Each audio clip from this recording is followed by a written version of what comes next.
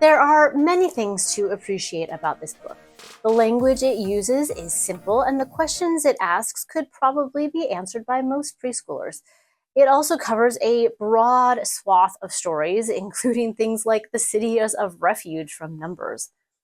I have to admire a children's book that includes any content from Numbers, and this one has quite a few stories based there. In the New Testament, it's significant for including quite a few parables and teachings of Jesus, and not just his actions or miracles. However, it does end with Acts. There's nothing from any of the epistles or Revelation included. In addition, the stories are of consistent lengths and include questions and a short prayer, making them easy to use for a regular devotional time.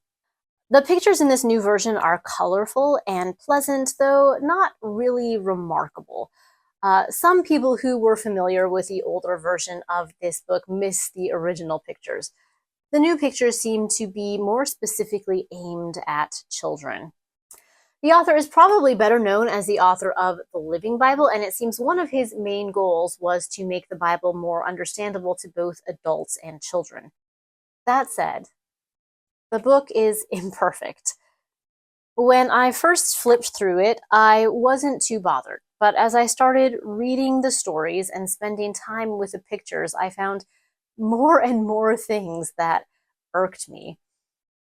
A lot of them are me being nitpicky, but other things are more concerning, like the lack of almost any variation in skin color, or some of the more violent stories and pictures, accompanied by the implication that if you don't obey God, you might die like these people.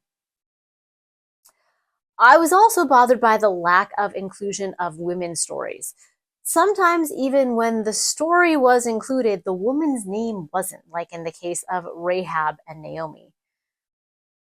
I think the thing that bothered me the most, though, is the tendency it has to make every story into a moral, as if the goal of the whole Bible is to make good little boys and girls who obey God and are kind, brave, honest, and hardworking. These aren't necessarily bad goals, but my concern is that it risks making the Bible into a sort of rule book.